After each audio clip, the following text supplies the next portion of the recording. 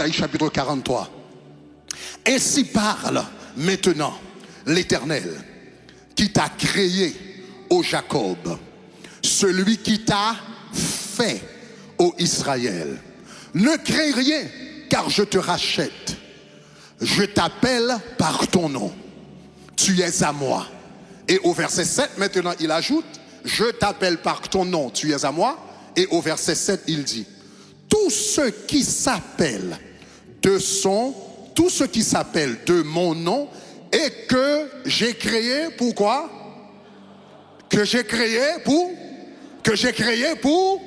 ma gloire, que j'ai formé et que j'ai fait. Tu as été créé pas pour ta satisfaction personnelle, tu as été créé pour la gloire de Dieu. J'ai été créé pour la gloire de Dieu. Tu as été créé pour la gloire de Dieu. Donc le centre de notre vie ne doit pas être la satisfaction personnelle. Le centre de notre vie doit être la gloire de Dieu. Est-ce qu'on est ensemble? Il nous a créés quoi pour ça? Il nous a créés pour sa gloire. Donc les gens sont misérables dans les pays riches, par exemple comme les États-Unis. Au fait, dans les pays les plus riches, les gens ont tendance à être plus misérables. Dans des pays comme les États-Unis, le Canada, l'Angleterre, la Suisse, etc. Des pays extrêmement riches. Et pourtant, les gens se suicident. Mais par exemple, comme aux États-Unis, donc définitivement, donc l'un des pays les plus riches, n'est-ce pas, au monde. Mais aux États-Unis, n'est-ce pas, le taux de suicide, c'est extraordinaire. Parce que toute la société est basée sur la poursuite du bonheur. La Constitution des États-Unis commence avec ces mots, la poursuite du bonheur. Dieu nous a donné la capacité de poursuivre le bonheur. Donc tout le monde cherche le bonheur. Mais en réalité, le bonheur n'est pas quelque chose que tu cherches. Le bonheur, c'est le produit secondaire de la volonté de Dieu dans ta vie.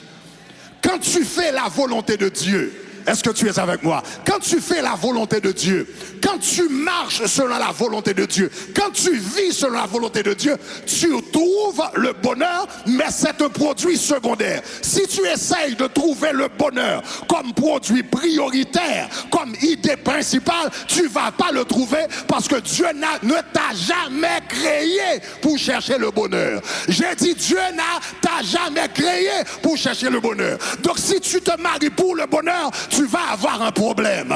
Si tu as créé ton entreprise pour le bonheur, tu vas avoir des problèmes. Si tu veux de l'argent pour le bonheur, tu vas avoir des problèmes. Si tu as commencé un ministère pour le bonheur et tu vas faire de ce ministère la source de ton bonheur, tu vas avoir des problèmes parce que Dieu n'a jamais créé l'homme pour chercher le bonheur. Dieu a créé l'homme pour chercher sa gloire.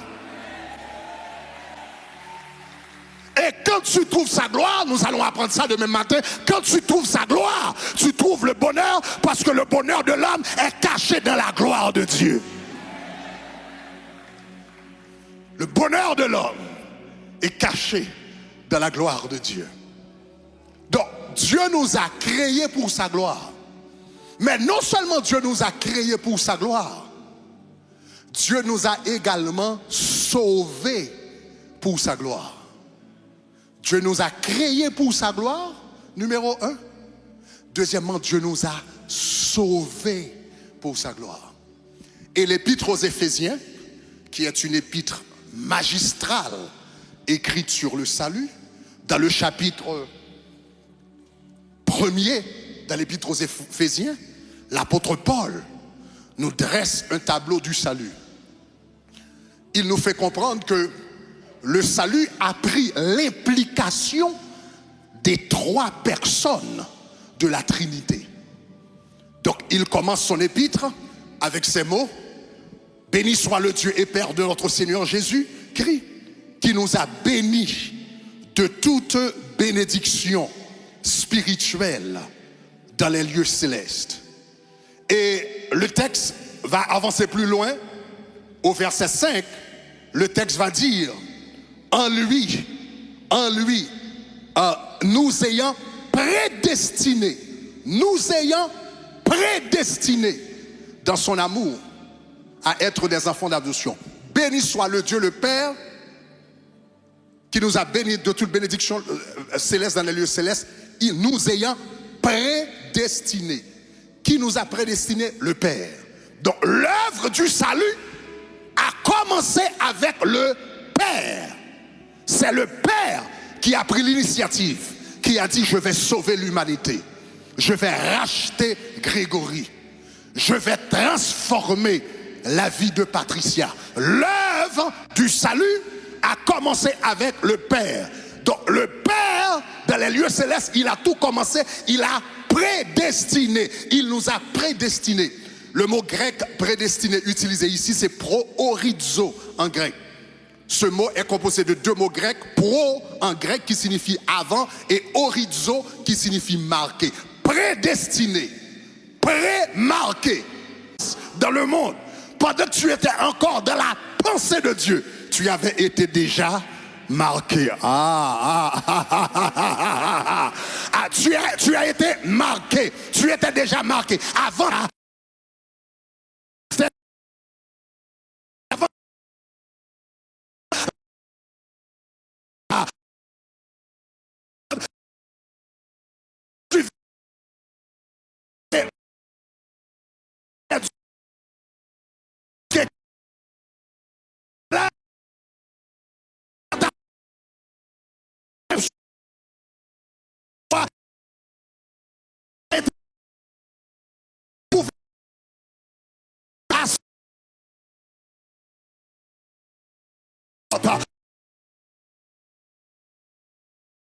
il y avait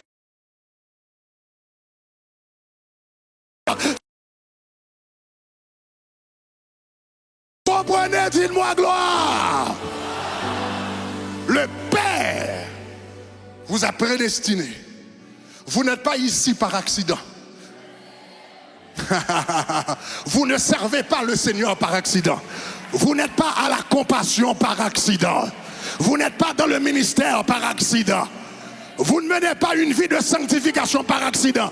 Il y a quelqu'un de toute éternité avant la fondation du monde qui vous avait prédestiné. Dites-moi gloire. Asseyez-vous, on continue. Le Père vous a prédestiné, prémarqué. J'aime beaucoup ce verset. Là où la Bible dit: Dieu prouve son amour envers nous en ce que lorsque nous étions encore pécheurs, Christ est mort pour nous. Il est mort pour nous quand nous étions encore des adultères, quand nous étions encore des voleurs, quand nous étions encore des menteurs, quand nous étions encore, est-ce que vous allez dire moi, des blasphémateurs. Il est mort pour nous quand nous étions encore pécheurs. Dans nos péchés, il nous a regardés et il nous aimait. C'est un mystère incompréhensible. Lorsque tu ne connaissais pas le Seigneur, tu commettais de l'adultère et tu sortais de l'autel à 3 heures du matin, fini de commettre un adultère, et il te regardait là dans tes péchés et il t'aimait. Et s'il t'aimait hier, comment pourrait-il t'abandonner aujourd'hui? S'il t'aimait, s'il t'a aimé lorsque tu étais encore dans tes péchés, s'il t'a aimé lorsque tu étais encore dans la rébellion, s'il t'a aimé lorsque tu vivais encore dans l'iniquité, comment est-ce qu'il va t'abandonner maintenant? Maintenant que tu es en train de le servir, maintenant que tu es en train de jeûner, maintenant que tu es en train de publier, maintenant que tu es dans le ministère, maintenant que tu es en train de le servir, comment est-ce qu'il va t'abandonner aujourd'hui? Impossible. Regarde ton voisin et dis impossible. Asseyez-vous. Il vous a prédestiné, pré-marqué, pré-choisi, pré-sélectionné. Mais pourquoi est-ce qu'il vous a choisi, prédestiné, prémarqué, préchoisi, présélectionné. Pourquoi? Le verset 6 répond. Il nous a prédestinés à son amour et à des options d'adoption en Jésus-Christ selon le bon plaisir de sa volonté. Et le verset 6 nous dit pourquoi.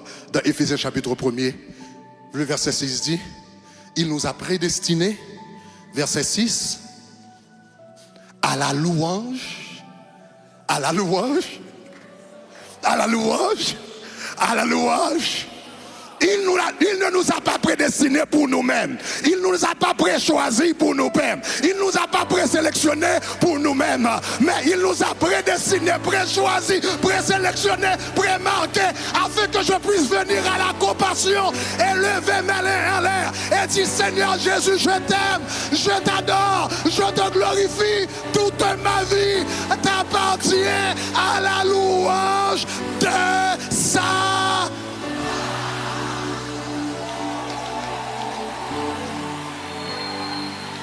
Si vous me comprenez, dites-moi gloire. Si vous me comprenez, dites-moi gloire. Si vous me comprenez, dites-moi gloire.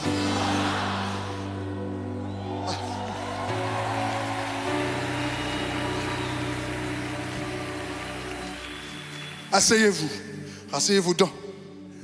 L'œuvre du salut a commencé avec le Père. C'est le Père qui a pris l'initiative et qui a dit, je vais sauver Grégory. Maintenant, après avoir élaboré le plan du salut, il a fallu quelqu'un pour l'exécuter. Il a fallu quelqu'un pour l'exécuter. Parce que Dieu a prédestiné Grégory à être son enfant d'adoption, à venir dans sa présence. Mais il y a un problème avec Grégory. Quel est le problème avec Grégory? C'est que Grégory est pécheur. Et Dieu, lui, il est 3 fois saint. Ses yeux sont trop purs pour voir le mal. Et Grégory a le mal en lui. Il a prédestiné Grégory à être son fils, à vivre dans sa maison, à vivre dans son sein. Mais il y a un problème. Il est un Dieu 3 fois saint et Grégory est un pécheur.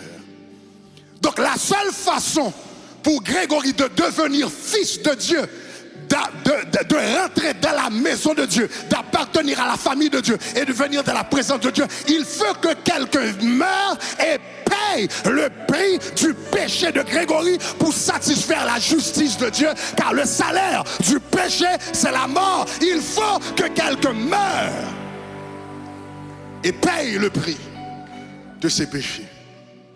Donc à ce moment maintenant, la deuxième personne de la Trinité avance. La deuxième personne de la Trinité avance. Donc le Père a dit, j'ai prédestiné. Et puis Jésus lui a dit, moi je vais racheter Grégory. Je vais faire la rédemption.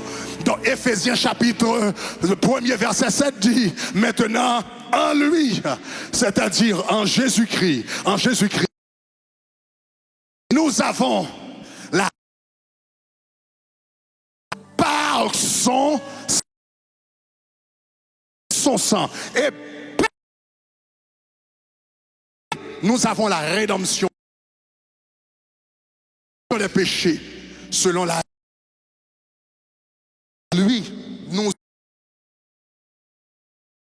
rédemption signifie racheter. Racheter signifie payer en rançon pour. Payer pour que le captif reçoive la liberté. Payer pour délivrer un captif. Donc vous et moi, nous étions esclaves du péché. Est-ce qu'on est ensemble? Nous étions esclaves du péché. Nous n'étions pas seulement pécheurs, mais nous étions esclaves du péché. Rédemption signifie payer un prix pour libérer un esclave. Donc la Bible dit, en Jésus, nous avons la rédemption. Le prix a été payé afin que nous sortions de l'esclavage du péché. Voilà pourquoi ce n'est plus admissible. Il y a des gens dans l'église qui vivent dans le péché et qui disent, mais il faut comprendre, dans ma famille, on est comme ça. Dans ma famille, on ment beaucoup. Dans ma famille, on vole beaucoup. Dans ma famille, les gens, les hommes généralement ne sont pas fidèles à leurs femmes. Ouais, ça c'est dans ta famille. Mais quand tu es converti, il y a un prix qui a été payé pour toi. Tu n'es plus esclave du péché. Donc tu ne peux plus dire, dans ma famille, on est comme ça. Quand tu es à Jésus, tu as été racheté de la vaine manière de vivre de vos pères. Vous n'êtes plus esclave du péché, vous n'êtes plus esclave de l'adultère, vous n'êtes plus esclave de la masturbation, vous n'êtes plus esclave du mensonge. Le prix a été payé afin que tu sois libéré. Dites-moi libéré. Non, tu ne peux pas dire c'est comme ça dans la famille. Tu ne peux pas dire c'est génétique. Tu ne peux pas dire c'est héréditaire. Tu ne peux pas dire ça se fait comme ça dans mon village. Ça se fait comme ça dans mon quartier. Ça, ce sont les propos des esclaves. Mais toi, tu n'es pas esclave, tu es un fils. Tu es un fils. Tu es un fils, tu es un fils, tu es un fils. Le prix a été payé pour toi. Afin que tu sois libéré. Afin de briser les chaînes du péché dans ta vie. Mais pourquoi? Donc, l'œuvre du salut a commencé par le Père. Le Père a prédestiné. Il a fait le plan. Il a marqué, il a préchoisi, il a prédestiné. Le Fils a dit maintenant, je vais exécuter le plan du salut. Je vais mourir à la croix pour réaliser, concrétiser, matérialiser ce plan. Je vais verser mon sang. Le Fils est venu et il a racheté. Mais pourquoi est-ce que le Fils a racheté? Regardez les versets. Dans le verset 7, nous avions lu, en lui, nous avons la rédemption. Par son sang, la rémission des péchés pour la richesse de sa grâce. Et puis maintenant, allez au verset 12. Au verset 12, il nous dit pourquoi. Il nous donne une très longue phrase, mais vous trouvez la conclusion au verset 12. Au verset 12, il dit, afin que nous servions à la louange de ça, à la louange de ça, à la louange de ça, à la louange de ça. Le Père nous a prédestinés pour sa gloire et le Fils maintenant est venu et il nous a rachetés pour ça. Ah, regarde ton voisin, dis vis pour sa gloire. Dis vis pour sa gloire. Tu as été sauvé pour sa gloire. Le sang a été coulé pour sa gloire, pour sa gloire, pour sa gloire d'abord, pour sa gloire d'abord, pour sa gloire d'abord. Merci pour la prospérité, mais la prospérité n'est pas le but du salut. Le but du salut, c'est sa gloire. Merci pour la santé, mais la santé, n'est pas salut. Le but du salut, c'est pour sa gloire. Merci pour la vie éternelle. Même la vie éternelle n'est pas le but du salut. Le but d'abord, c'est sa gloire. À la louange de ça.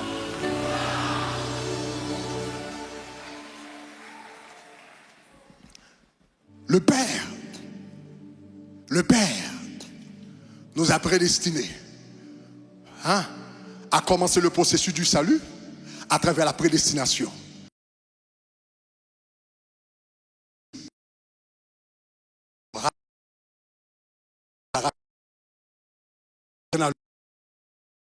Accompli le travail. Mais tout le monde sait, quand on fait un investissement cher, n'est-ce pas précieux, il faut assurer l'investissement. Est-ce que vous êtes avec moi? Il faut assurer l'investissement. La Bible dit, vous avez été rachetés à grand prix par le sang précieux de Jésus. Donc le Père, après fini de vous avoir prédestiné et le Fils vous a racheté, il y a un grand investissement qui a été fait dans ta vie qui s'appelle le salut. Et puis le Père dit maintenant, qui va garantir le salut? Le Saint-Esprit dit moi. Qui va garantir? Qui va garantir? Qui va garantir pour que nous ne perdions pas l'investissement? Qui va garantir pour que nous ne perdions pas l'œuvre de la croix? Qui va garantir pour que nous ne perdions pas l'efficacité du sang de Jésus? Qui va garantir?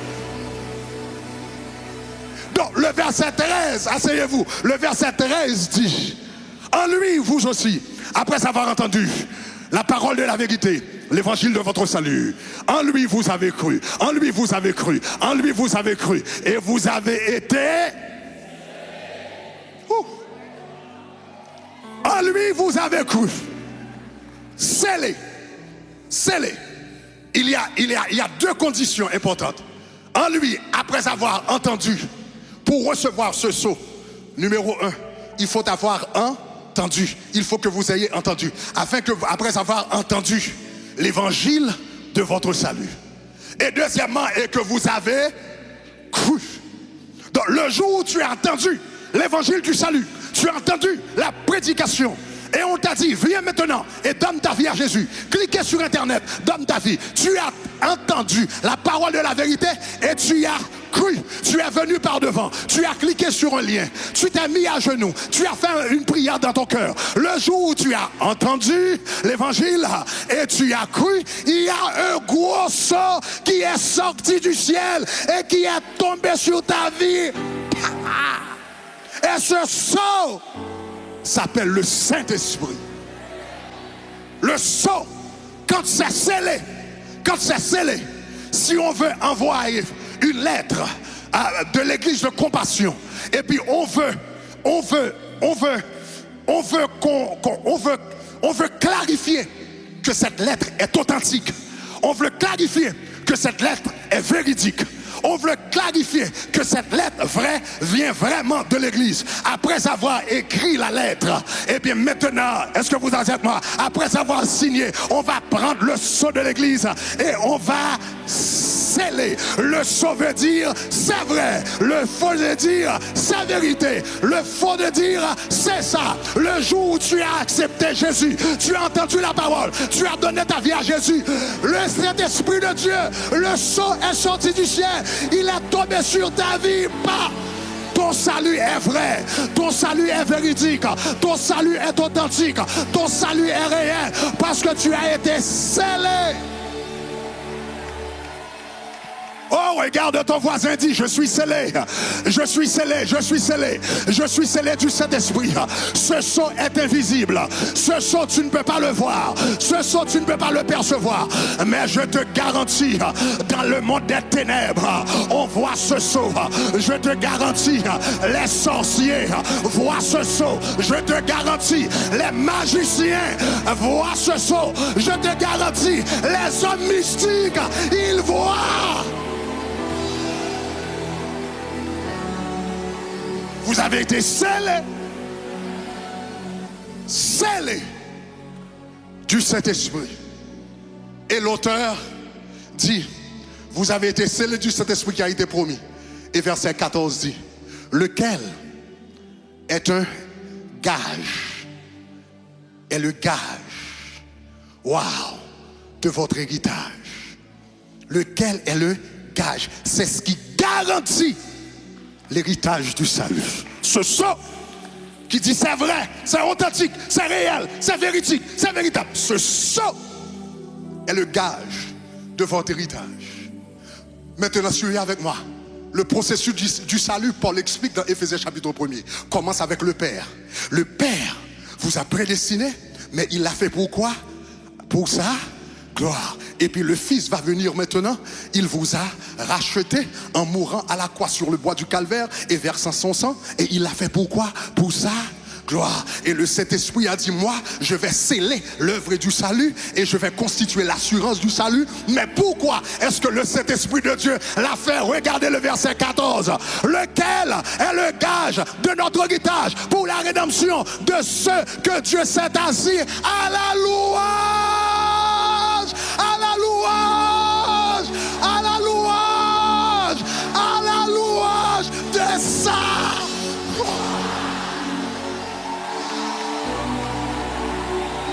Vous avez été prédestiné pour sa gloire. Vous avez été racheté pour sa gloire. Vous avez été sauvé pour sa gloire. Vous avez été transformé pour sa gloire. Vous avez été transformé pour sa gloire. Vous êtes rempli d'onction pour sa gloire. Vous êtes rempli de présence pour sa gloire. Vous êtes rempli du Saint-Esprit pour ça.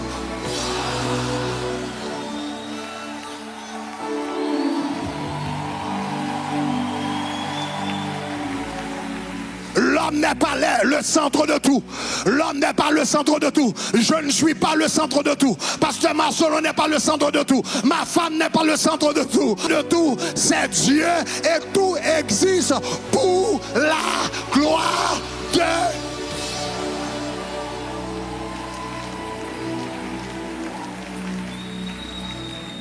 Maintenant, asseyez-vous. On va terminer. Asseyez-vous. Donc, j'ai commencé.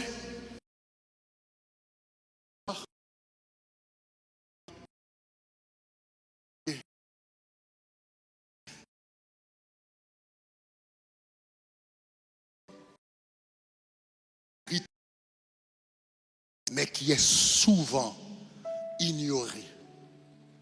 Nous avons tendance à faire tourner tout autour de nous. Nous avons tendance à faire tourner tout, nos prières, notre ministère, notre vie spirituelle autour de nous. Nous venons à l'église pour nous-mêmes. Nous prions pour nous-mêmes. Nous adorons pour nous-mêmes. Nous faisons le ministère pour nous-mêmes. Nous voulons nous marier pour nous-mêmes. Nous voulons un bon travail pour nous-mêmes. Nous voulons de la santé pour nous. Nous avons tendance à faire tout tourner autour de nous. Mais si c'est ça l'idée, nous avons raté tout le programme de Dieu. Parce que le